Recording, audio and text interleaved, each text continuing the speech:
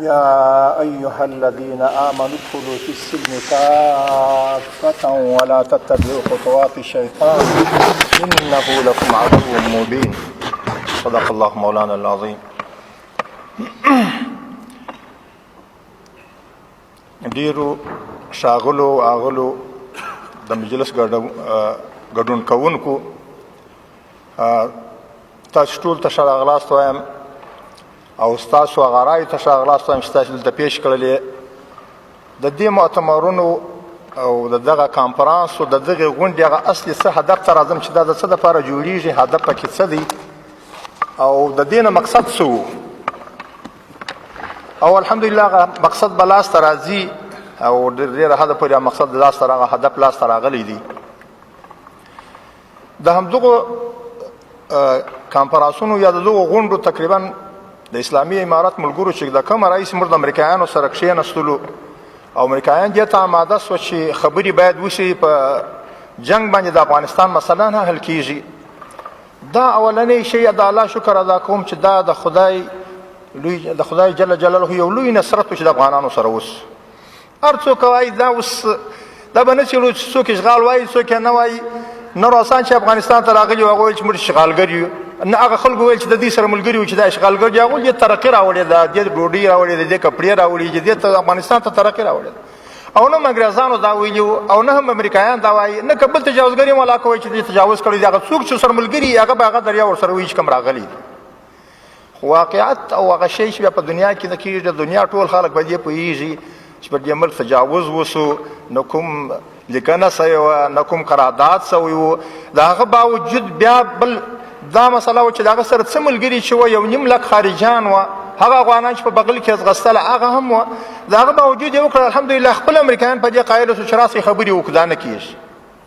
دا خو د خدای لور حمد وایو شکر وایو چې دې مسلې ته موږ رالو، ورنه دغسې وخت خو نه و چې موږ بیخي خبرې څوک وکړي. په ګوانتنامو کې مې شپې ساعت کولې، 14 کاله موږ هلته په دې انتظار تېر کړ.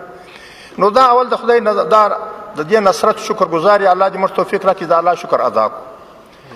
بله خبره دا ده چې کله امریکایانو مذاکرات شروع کړل نو موږ وویل چې یاره اوس کله چې موږ پوه شو چې امریکایان زموږ سره مذاکرات کوي او خبرې کوي د وتلو لار جوړوي، نو راځئ د خپلو افغانانو دپاره موږ هم لارې لټول شروع کړو. خو دلته یو سوال دی، ګوره چې ښه په دې موږ ورته متوجه سو. خلک اوس د اوربند هم نارې اوس هم وایي چې صلح دې هم اوس راسي. ګوره صلح هلته راکلی شي چې د صلح د خلکو سره ته مواجه سي. تر اوسه موږ د امریکایانو سره ټکر دی، تر اوسه موږ جنګ د افغانانو سره نه دی. دا چې افغانۍ د امریکایي په بغل کې ولاړې دا خو د ده ګناه ده، دا خو زما ګناه نه ده. که امریکایان د اډې نه ووځي، امریکایان د افغانستان نه ووځي، زما شرعي علما او شریعت د دې امر نه راکوي چې زه بیا پر هغه باندې کوم بیا به زه یو حل راولم. د همدې خبرې لپاره چې کله امریکایانو صرف ګوره اوس په وینا کې خبرې کړي دي، موږ دې ته اماده یو افغانان مې راغوښتي دي.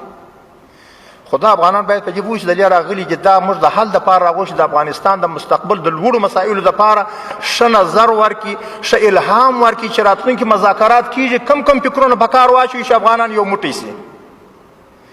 هغه کې کم کسان چې راغلي او دا هم په دې هغه کم کسان چې دلته راغلي دي موږ په دې کې دا هم ونه کړله چې په دې هم کلم کشي دا جنۍ تر څو موږ وپېژنو څوک صلح غواړي او څوک یې نه غواړي. صلح به راځي ځکه صلح د افغانانو ارزو ده، صلح د الله خوښه ده او صلح د افغانانو ارزو ده. او موږ دا ویلی شو چې افغانان صلح غواړي او موږ افغانان سره یو یو، دې کې هېڅ شک نشته. هغه څوک چې اوس دې کنفرانس کې خبره دا ده چې د کوم خلکو خپلې نظریات وړاندې کړل، زه خو چې څونه نتیجهګري ما وکړله، اکثره رایې پر دې چې هغه افغانستان کې یو حل غواړي، ښې رایې پیش کړلې. یو په فرعي مسایلو کې یو انتخابات غواړي د حکومت په جوړښت کې، یو چې یو بلدان عرب یو انتخابات به عام به خاص به څنګه. دا د افغانانو کار دی چې کله کښېنست دا مسایل به وروسته جوړېږي. خو په مجموع کې د خلکو نظرونه مثبت وه. اما د پخوا نه موږ ویلي وو چې موږ د یو چا سره خبرې نه کوو لکه د کابل د ادارې سره، ځکه موږ پوهېږو چې هغوی کښېنولي دي چې تر څو پورې هغوی په دې پوه شي چې دی راسه ځي والله که یو خارجي ځینې ووځي، دی په مذاکرات کې به زما سره لانجې جوړوي چې تر څو بل ته وایي چې زه ما سره نه جوړېږي ته ما سره څنګه ځې. او دا خبره داسې نه ده چې د چا په دغه احساساتي کوم نه احساساتي خبره کوم نه کوم. موږ ته دې راغلي 15 کسانو د موږ سره خالي د پاسپورټو په حصول کې موږ ته اجازه د سفر کولو کې دا موضوع موږ ته ښه روښانه شوه چې دوی څونه اختیار لري او څومره چا ته واک ورکولی شي او څومره دوی فیصلې کولی شي. ښه چې زه یو 5 کسان پاسپورټ دی ما ته راکوي په دې کې اجازه ده دې نه لري د پاسپورټ راکولو اجازه نه لري زه د دې سره د افغانستان د قضیې په سر کښېنم چې امریکایان دې ووځي او امریکایانو سره خبره نه وي سوې امریکایان به د افغانستانه وځي دې ته هم باید سوچ وکړو یعنې یو معقولیت دی یو که دلایل دار چا څه وایو نو یو هغسې یو جهتونه دي چې هغه په مسایلو کې اوس دخیل نه دي او نه هم دخالت غواړي چې وغواړي د مسلې باطلوي او د دغه یو ښه ثبوت د نننۍ ورځې دغه اوسنی کانفرانس دی چې اوس اکثریت آراوي پر دې دي چې د حل لاره ولټول سي ولې د کوم جهات څخه چې څه کسان راغلي هغوی هویدا او برملا معلوم سو چې هغوی دې ته دغه کوي نه چې پر حل ورغږېږي بلکې پر دې ورغږي چې څنګه اخلال وسي او څنګه دغه وسي او دا ځکه مخکې هم ثابته وه چې بیخي خلکو دا غونډه هم نه غوښتله خو اوس د خارجیانو د دوی د انډیوالانو د خاص ورته ویل شي چې نه دا غونډه وکړي نو یې وکړله دوی کسان چې راغلو دننه موږ دا نتیجهګري وکړه چې دا خلک ایا د مذاکراتو مستقیم واړوه که نه واړوه قسم بالله د خدای د نصرت علامې چې دا طالبان په خوله کې اچولي د کابل اداره د قبولو وړ نه ده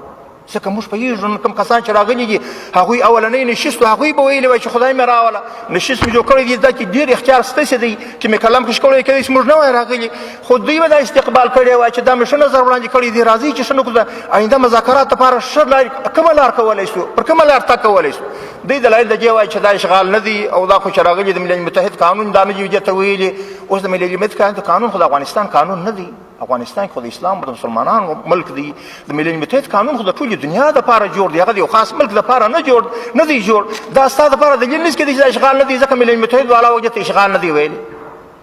زه وایم چې لږ په معقولیت باید خبرې وکړو زه بر دا اصلي موضوع هدف ته راځم موږ د سولې دپاره جمع سوي موږ رایې ولیدلې او انشاءالله د دې دپاره به آینده دپاره نه دا ځای د پرېکړو هم نه دی او نه د فیصلو دی نه موږ سره دا اختیار شته چې موږ پرېکړو فیصلې وکړو د پرېکړو فیصلو اړخونه معلوم دي څوک چې جنګ سره مشتي دي چا چې واری سره کړی دي څوک سره چا سره چې اختیار دی هغه خلک معلوم دي هغه پر ناست پر دې مسایلو باندې پیشرفت لرو الحمدلله الله ته امید لرو چې موږ به سولې ته ورځو ځکه چې د افغانستان دغه مظلوم حالت چې دی دا د دې وړ نه دی چې ورځ بقا ولري دغسې د مظلومیت حالت دی نو الله پاک به د دغو خلکو نصرت کوي لکه چې د اوس هم د نصرت علامې وینو صلح به راځي خو هغه خلک چې په دې باندې پوه شي چې په دې سولې دپاره لرګي ماتوي یا صلح نه غواړي یا هغه څه پیښ شي چې په هغه باندې د صلح اخلال کېږي ابدا به دوی دا مقصد ته ونه رسېږي ځکه د افغانستان ولس مسلمان ولس دی هغه صلح والامن غواړي او څوک یې نشي سره بېلولی که څوک غواړي هغه به د کمونستانو غوندې ذلیل کېږي لکه چې ذلیل شو هغوی باید په دې پوه سي دا زموږ ملت دی موږ یې غواړو که هزاره دی که ازبک دی که تاجک دی که پښتون دی هر څوک چې دی دا زموږ ورور دی زه یې اوس مثال ویلی سم هغه یې وویله چې د طالبانو په وخت کې زموږ پر دغه اقلیتونو دپاره څه شی نه و سوی ما له هغوی خپل معقولیت باید دومره خو وپېژني دومره یې درک کړي چې طالبانو خو کولی شو چې دا اوس د دې کنفرانس سره کوم دي کې پرک شوی وای چې دا دې نه راځي خو دا ستا وجود دلته خپل زما یو اهتمام په تا دی چې ته مې دلته پرېښې راغوښتې مې زما په مشوره دا ځای جوړ شوی دی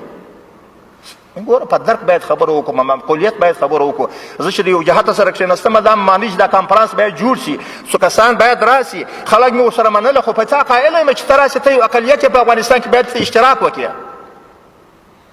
البته چې بیا هغه شیان بیانېږي باید هغه اقلیتونه چې کوم شیان بیان کړي که دوی به سوي دي همدغه اقلیتونه د دې امارت نه ماضي ته نظم د هغه نه رامخکې به یې کندهار او په جلالاباد کې د دې مځکې چا وړي بیا خو د امارت په وخت کې ورته راوګرځي هندوان د هندوستان راغله سیکان راغله خپلې مځکې راوګرځولې هغوی ته قوالې خپلې ورکولې زما اصلي هدف دا دی چې هغه اقلیتونو ته هم په دې قایل یو پرېږده چې یو بل نو ټول افغانان دلته دا ټول د یوې خاورې بچیان دي د یو ټولو سره موږ غواړو که دا کسان هم دغه نه وي افغانان یو نه دي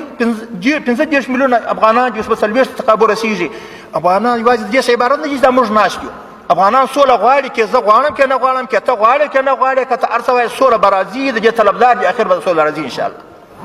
په دې خاطر زه وایم چې هر سړی باید خپل د ځان سره پر هغو مسایلو باسو کې لوړ فکر ولري د خپل د ملت د حالي وضعیت ته وګوري د خپل ملت د اقتصاد و د دربدردۍ و د دې محتاجینو و د دې کونډو و یتیمانو په هره خوا کې کونډه و یتیم پیښېږي دا زموږ ستاسې پر اوږو باندې پراته دي دا زموږ ستاسې ملک د دې نه دی په یو هوټل کې خوراک وکړو د سوالګرو سره په دې حالت کې دا شیان نه دي په کار چې ته راتکراروې هغه شیان په کار دي چې هغه مخ ته تګ دپاره وکولی شي هغه شی په کار دی چې ایجابي او مثبت فکر د دې ځای نه وباسي او د هر چا مسؤلیت هم دا دی وتعاونوا علی البر والتقوا ولا تعاونوا علی الاثم والعدوان ته چې دلته راغلی پر هغه باندې کومک کوه چې هغه د الله دپاره ستا دپاره د خپل مظلوم ولس دپاره خیر وي. هغه شی مه باسه چې ته دلته دعوې وایې او هغه شیان ادا کوې. هغه شی دی چې هغه د دنیا د معقولیت سره مشفا دی. اوس خپله کفري هېوادونه په دې قایل دي چې دا اوس زموږ سره چې شي کفري هېوادونه دا وایي چې افغانستان سره ظلم وسو په دې کې مسلې اوس خپله به د امریکا نه اخر دا اقرار وکړي، خو لا دوی وایي چې نه دا اشغال نه دی او دا خو دوی په دې دغه کې راغلي. دا اوس د کومه ځای لګوي؟ خو به هر صورت فکر ایجابي و د دې د مؤتمر د جوړولو او دا کوم کسان چې راغلي ډېر ښه وړاندیزونه یې وکړله، د دې څخه ډېر ښه اخذ وکولی سو. او د دې اصلي تمهید راتلونکو مذاکراتي ټیم دپاره دی چې هغه به د افغانانو مذاکراتي ټیمونه جوړېږي، هغه به د افغانستان مستقبل ټاکي. په دغه شکل دا اصلي دلته یو امتحان و. چا چې د جهاد ته خوشحالولو دپاره یو خبره وکړه هغه یې خوشحاله کړي، نو دغه وخت بیا پیسو په دې نه پېژني چې دا یو روشن فکر دی او دا یو ښه فکر لري او دا به افغانستان ته شي. هغه اکتفا وه چې ځان یې وړاندې کوي. یو څوک چې دا سوچ کوي چې آینده باید څنګه جوړه کړو، څنګه باید یو د بل سره د مشکلات دا راکم کړو او څنګه هغه دپاره لار ومومو چې موږ سره یو موټی سو، هغه به نور هم وړاندې ځي انشاءالله. پر هغه به نور خلک هم بیا حساب کوي او الله دې توفیق راکړي چې موږ تاسې ټول د دې دپاره داسې فکرونه په ځان کې موجود کړو چې هغه زموږ تاسې د بچیانو دپاره آینده دپاره خیر وي. نه دا چې هغه ځای کې داسې یو شی ووایي چې خپل د زړه براس باسو او د غونډې یا خدای نخواسته چې د یو ښه د یو ښه اساس دپاره ایښودل کېږي هغه اخلال کړو. خدای دې وکړي د چا وخت مې نه نیولي او خدای دې وکړي چې داسې یو څوک په دې ازور سوی نه وي. خو البته دغه شیان چې کوم سبازي اوس ځکه چې بل جهت نه یې سړی اوري چې طبیعي به دا وایي بیا کني به اصلي هدف دا و چې د دې کانفرانس او د دې مؤتمر چې جوړ شوی د دې هدف ووایم چې دې اصلي هدف څه دی. سبحانك اللهم وبحمدك اشهد ان لا اله الا انت استغفرك واتوب